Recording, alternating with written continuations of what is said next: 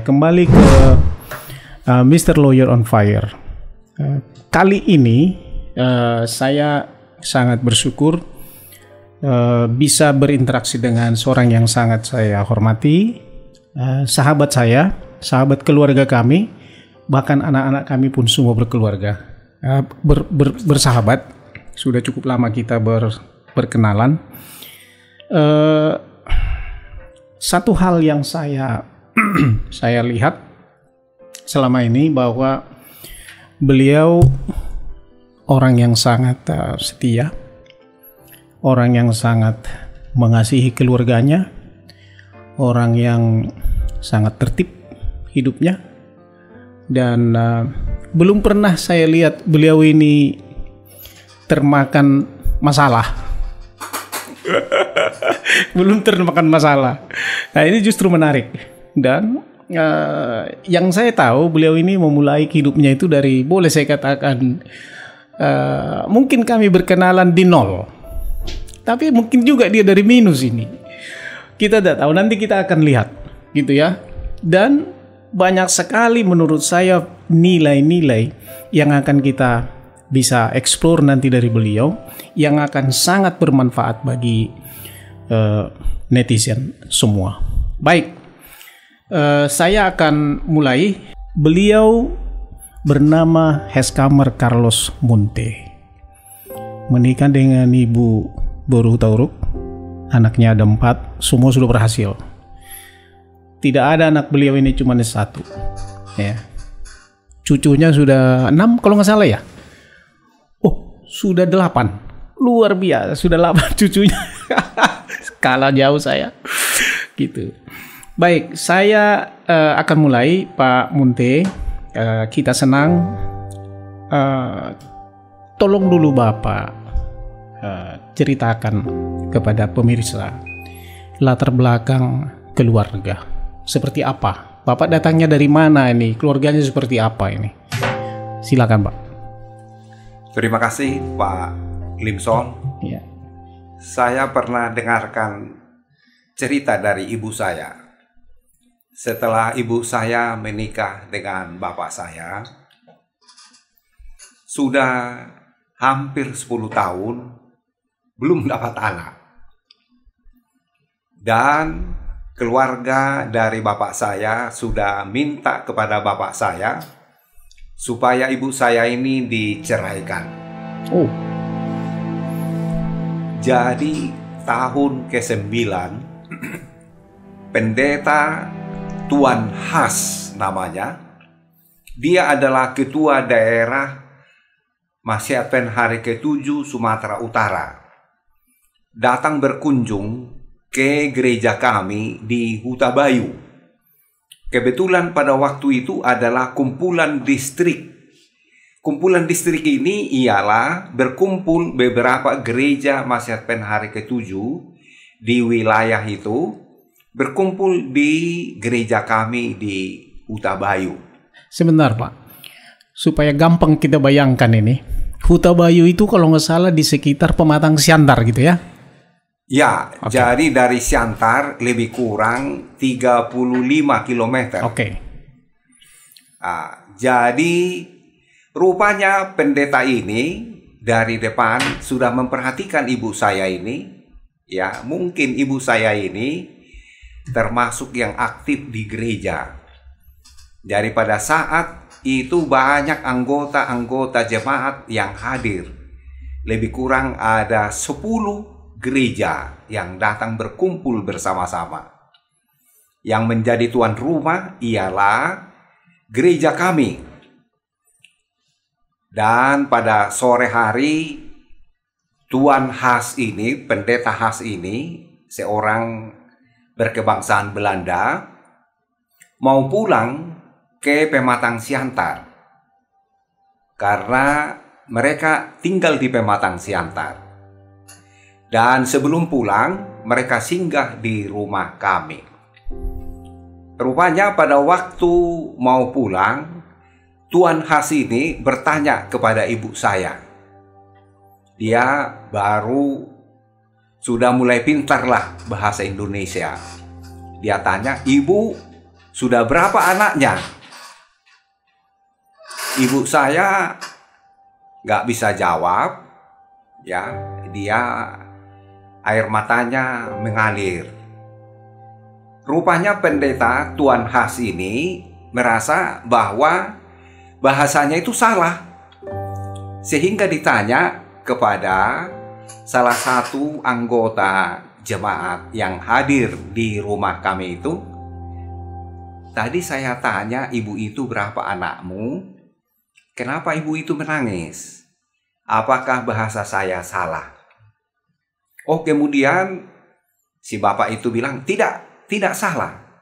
Memang si ibu itu belum punya anak. Pendeta Has ini agak sedih mendengarkan bahwa ibu saya belum punya anak. Mereka sudah mau pulang pada Sabtu sore, dan disampaikan oleh pendeta inilah terima kasih. Dan dikatakan oleh pendeta ini, tahun depan seperti ini engkau akan melahirkan seorang anak laki-laki. Dan dia katakan, engkau akan melahirkan seorang anak laki-laki. Hebat. Jadi pendeta ini berdoa. Ibu saya menangis. Saya jadi sering mendengarkan. Ibu saya ini menangis, ya, menangis. Dan pendeta itu berkata, jangan menangis. Tuhan mendengar doamu dan doa saya. Dan betul, seperti apa yang dikatakan oleh pendeta Has ini, tahun depan seperti ini ada kumpulan distrik di Nagojor. Dan di sana berkumpul seperti yang tadi, jemaat-jemaat yang ada di sekitar tanah Jawa, ada 10 jemaat. Pada waktu di sana, pendeta Has ini lihat tidak ada ibu saya. Ditanya bapak saya, mana istrimu, mana ibu Munte? Terus bapak saya menangis. Dia katakan, puji Tuhan, kami telah dikaruniakan seorang anak laki-laki. Lebih kurang 1 bulan yang lalu, lahir pada hari Sabtu, hari Sabat katanya. Puji Tuhan. Dan diumumkan di depan Kumpulan itu? Di kumpulan itu. Wow. Jadi senang sekali semua anggota jemaat yang ada di distrik Tanah Jawa itu bersuka cita oleh karena saya lahir. Oh, jadi itulah Pak Munte? Ya, jadi untuk menghormati pendeta Tuan Has ini, orang Belanda ini, dibikinlah nama saya Haskamer Munte. Oh, jadi sebenarnya namanya Haskamer, bukan Hes? Bukan. Baru saya tahu. Ya, jadi ditulislah. Itu makanya waktu itu saya tanya ibu saya, kenapa ini nama saya sepertinya apa? Nggak lazim. Oh, dia bilang, kamu adalah anak yang diminta. Tuan Has yang mendoakan. Benar seperti apa yang didoakan. Tahun depan seperti ini, engkau akan melahirkan seorang anak laki-laki. Seperti begitulah. Luar biasa. Sejarahnya. Luar biasa. Ternyata Pak Munte ini orang yang memang diminta dari Tuhan. Iya. Dan diberikan. Luar biasa. Semakin lebih terbuka saya sekarang, karena saya nggak pernah dengar ini secara detail mengenai ini. Dan diminta dari Tuhan dan diberikan. Lalu apa komitmennya almarhum ibu? Saya masih kenal ibu. Ya. Waktu meninggal sudah di Bekasi ini ya. Saya sudah lihat. Apa yang Pak Munte tahu komitmennya ibu itu kepada Tuhannya atas Pak Munte sendiri? Dia selalu ceritakan kepada kami. Kebetulan kami anaknya ada 2 laki-laki. Oke. Saya adalah anak yang paling besar. Dan ibu saya sering juga ceritakan mengenai anak Yakub. Oke. Esau dan Yakub. Ada dua bersaudara, anaknya Isai, ya. Dan diceritakan bagaimana Esau menjual hak kesulungannya. Esau itu adalah berbulu. Saya juga berbulu, saudara-saudara. Jadi kalau dibuka baju saya, semua berbulu badan saya. Kayak si Esau ya. Kayak si Esau. Ya, namun pada waktu diceritakan itu, saya katakan, saya tidak mau jual hak kesulungan saya. Saya tetap yang paling sulung. Dan puji Tuhan, saya diberkati oleh Tuhan. Ibu saya selalu mendoakan saya supaya saya kalau boleh bekerja di pekerjaan Tuhan. Pada waktu saya tamat dari UNAI, saya telah diinterview untuk bekerja di salah satu perusahaan asing. Mau ditempatkan waktu itu di Bondowoso, perusahaan minyak. Dan pada saat yang sama, saya mendapat surat dari ibu saya, kalau boleh Amang kau kerja di organisasi Advent lah. Ya, jangan kerja di luar. Kalau boleh di Sumatera lah, karena kami sudah tua, katanya. Dan Tuhan mendengar, saya pun mendapat panggilan untuk bekerja sebagai guru di Pematang Siantar. Pada waktu saya masih kecil, saya masih ingat itu. Ya, bapak saya ekonominya bagus sekali. Namun, pada waktu kelas 4, bapak saya menjadi stroke. Jadi ibu saya lah yang menopang kami. Dialah yang bekerja. Stroke bapak saya ini sampai 22 tahun baru meninggal. Coba bayangkan bagaimana sulitnya seorang ibu membesarkan kami. Apa yang saya lihat ialah dari semangat ibu saya ini, kau harus sekolah. Kau harus sekolah, katanya. Jadi saya pikir bagaimana saya mau sekolah. Saya pun akhirnya berangkat ke IKA Bandung. Sekarang namanya UNAI. Di sana saya mengambil jurusan matematik. Dan saya tahu bagaimana sulitnya uang pada saat itu. Tamat juga. Ya. Saya kerja keras di UNAI, jual buku juga. Kemudian pada waktu saya sudah tamat dan bekerja di Pematang Siantar, saya tanya ibu saya, dari mana uangmu kau bisa menyekolahkan saya? Saya dapat rahasia dari ibu saya ini. Amang, katanya, kalau kita menyekolahkan anak kita, pasti selalu ada rezeki. Jadi kau juga sekolahkan anakmu setinggi mungkin. Jangan takut. Pasti ada saja rezeki datang kepadamu. Betul. Saya perhatikan di keluarga kami. Semua anak-anak kami sekolahkan di luar negeri. Ada yang di Amerika, ada yang di Manila. Kami tidak pernah kekurangan uang. Pada waktu berangkat anak ini terbatas.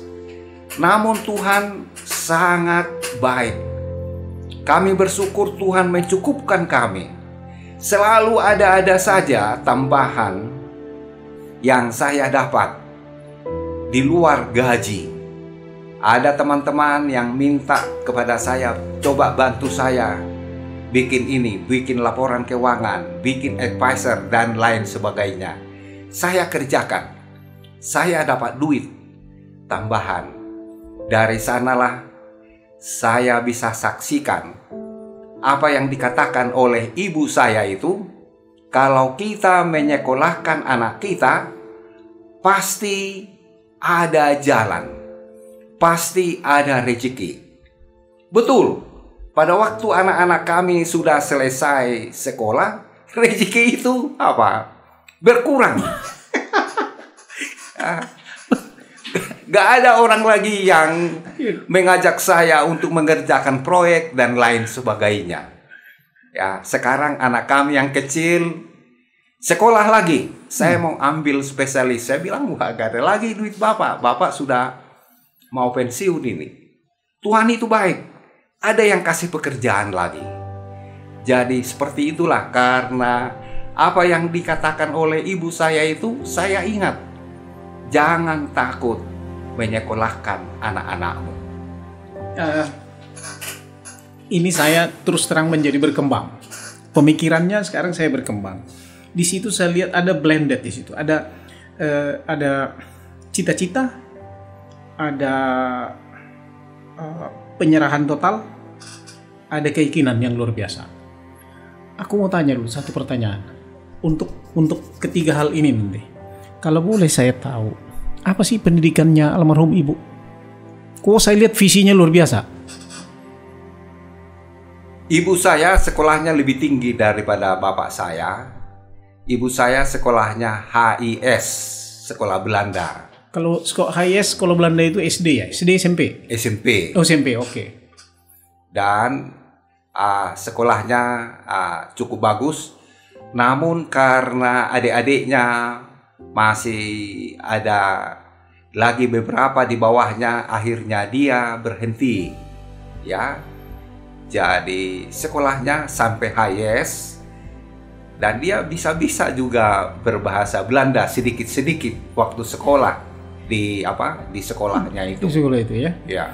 Nah, yang menarik buat saya kira pemirsa juga ada satu hal yang sangat menarik di sini.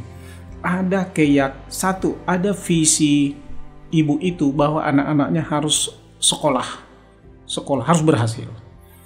Tetapi banyak orang bercita-cita anaknya harus berhasil, tetapi tidak cukup keyakinan ataupun rasa percaya diri untuk mengirimkan anaknya itu sekolah. Karena pada umumnya orang berpikir, oh biayanya besar, dari mana saya bisa penuhi? Kalau ini saya lihat tadi sepertinya tidak ada di dalam dirinya si ibu. Duitnya dari mana? Pokoknya keyakinannya kalau di sekolah kan ada duitnya. Pernah dieksplor itu, pernah ditanya kenapa itu? Apa dasarnya itu?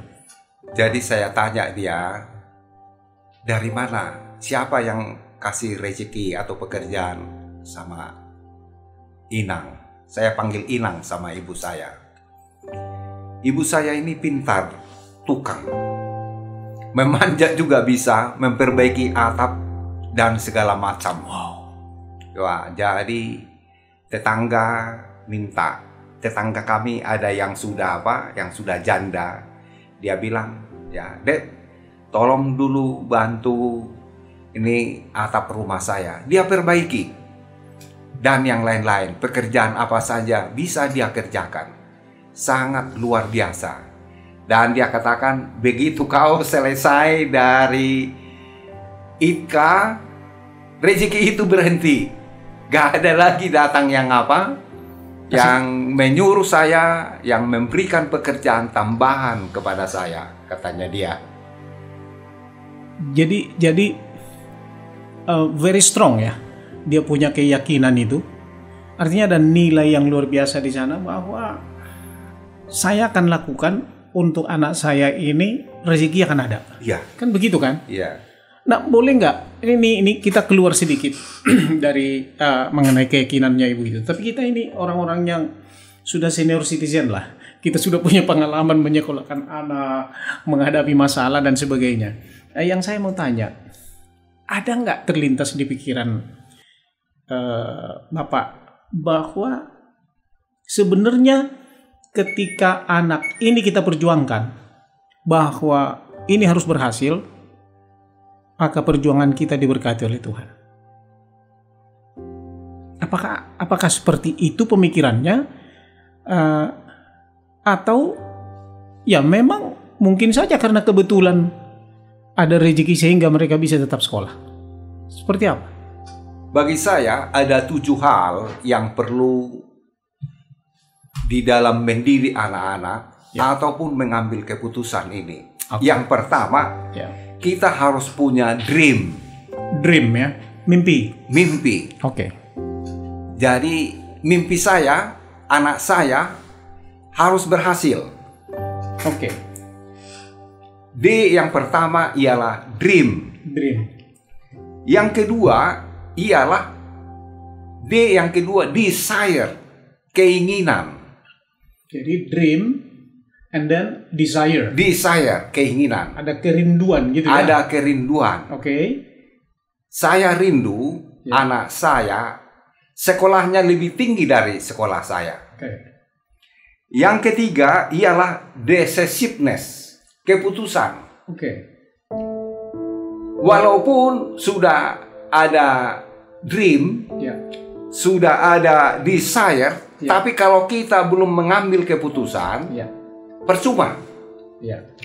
Jadi decisiveness itu yang ketiga. Dan yang keempat ialah daring, harus ada keberanian. Berani, daring, ya. Berani menyekolahkan anak. Yang kelima ialah dedication.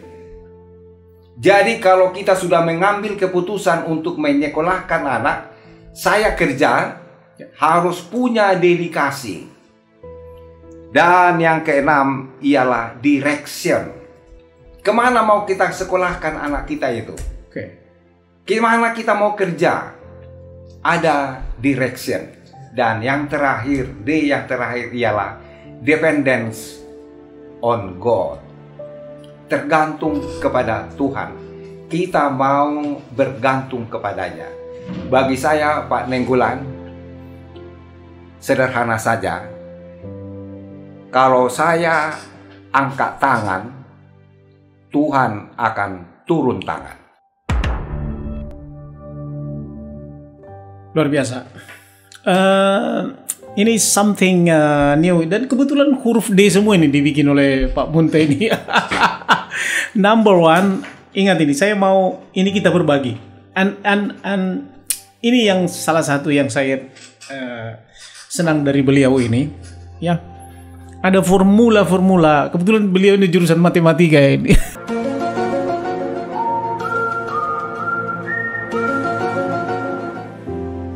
Ahli matematika. Dan saya mau sampaikan pada saudara, saya tadi sempat katakan beliau ini tidak pernah termakan masalah sebenarnya. Maksudnya termakan masalah, stop dia oleh karena masalah gitu. Dan sekarang kalau nggak salah Pak Munte jadi direktur ya, di satu perusahaan yang cukup mumpuni. Nah, ini yang saya mau ulangi kepada kawan-kawan semua. Yang pertama, ketika kita mau mencapai sesuatu, khususnya dalam hal menyekolahkan anak ini, tadi dia katakan, saya ulangi sedikit Pak Munte, harus ada dream. Dream. Dalam hal ini dreamnya itu anak saya harus mempunyai pendidikan yang lebih hebat dari kita. Kemudian desire, ada kerinduan. Jadi dream itu baru muncul kerinduan gitu ya, ada kerinduan. Kemudian decisiveness, memutuskan kalau nggak salah ya, segera, jangan ragu-ragu gitu ya. Betul. Jangan ragu-ragu. Kemudian daring, harus berani. Berani, anak-anak suka who dare dia bilang kan, harus berani. Ini berani bukan hanya berani, bukan berani berantem maksudnya, berani go, begitu Pak ya, go and saya akan fight untuk ini gitu ya. Kemudian dedication. Dedication artinya itu maksudnya kita benar-benar mendedikasikan segala upaya untuk tujuan itu gitu ya. Dedication. Kemudian direction. Ini direction ini terhadap anak itu atau apa maksudnya? Jadi semua anak saya yang saya kirim ke luar negeri, saya minta dulu dia mengangkat sumpah. Oh, keren. Jadi kalau saudara-saudara pernah melihat pelantikan di cendana atau pelantikan pegawai negeri sipil atau pelantikan menteri, saya buat anak saya seperti itu. Oh, gimana Jadi, ceritanya itu? Saya minta dia berdiri di hadapan saya. Oke. Dia angkat tangan. Oke. Saya juga angkat tangan. Saya katakan kepada anak saya, angkat tanganmu, ya. Kau harus ambil sumpah di hadapan saya dan di hadapan Tuhan. Oh. Tadinya anak saya tidak mau itu. Apa-apaan ini, Pak? Dia tidak mengerti apa yang saya maksud. Saya katakan, kalau kau tidak mau mengangkat sumpah, saya tidak akan kirimkan kau. Karena besok kau tidak saya lihat lagi. Bisa saja melalui telepon atau melalui video call, ya. Kau di mana? Kau bilang kau di sekolah, padahal kau tidur. Atau di mana? Saya tidak tahu. Yang saya ingat dari kau ialah sumpah ini. Kalau kau tidak mau, tidak jadi kau pergi. Akhirnya dia mau, jadi dia berdiri di hadapan saya. Saya juga berdiri di hadapan dia. Ikuti saya. Saya katakan, dengan rahmat Tuhan. Dia katakan juga, dengan rahmat Tuhan. Saya, Andrew Munte, di hadapan Bapak saya, berjanji, dan seterusnya. Dan setelah selesai itu, saya peluk dia, saya cium dia, air mata saya mengalir. Saya katakan kepadanya, kau kusekolahkan bukan karena ada uang, namun karena Bapak punya dream, punya desire. Saya dependence on God. Saya berani itu oleh karena saya sudah angkat tangan sama Tuhan. Saya peluk dia dan saya berangkatkan. Seperti itulah yang saya lakukan kepada anak saya. Dan itulah yang dia ingat. Supaya dia boleh ingat terus bahwa dia telah bersumpah di hadapan bapaknya dan di hadapan Tuhan bahwa dia akan betul-betul sekolah di sekolah yang dia tuju. Luar biasa. Ini satu hal yang jarang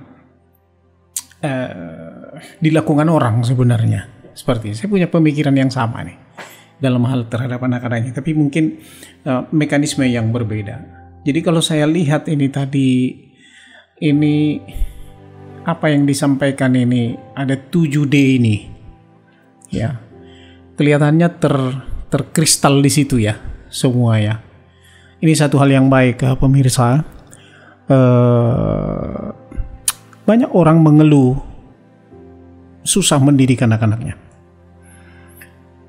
Pak Munte ini dosen ini, sama dengan saya juga dosen ya di universitas, gitu ya. Ada pemikiran yang sama. Tapi saya mau tanya Pak Munte, pemikiran mengambil sumpah anak ini sesungguhnya di latar belakangnya apa? Apakah karena mau menunjukkan kepada anak ini bahwa I'm serious, ini tidak main-main, dan ini urusan very very serious? Karena saya lihat tadi di sini Pak Munte buat di sini dream, desire, ya kan, decisiveness, daring, ya, dedication, direction, dependence on God. Ini semua sesuatu yang menjadi kata sifat ini saya lihat ini. Buat saya ini semacam satu a very deep philosophy. Apa sebenarnya kalau yang mau ditujukan sudah dapat saya. Tapi yang melatar belakangi ini muncul ini dari dalam jiwa yang paling dalam itu apa Pak Munte?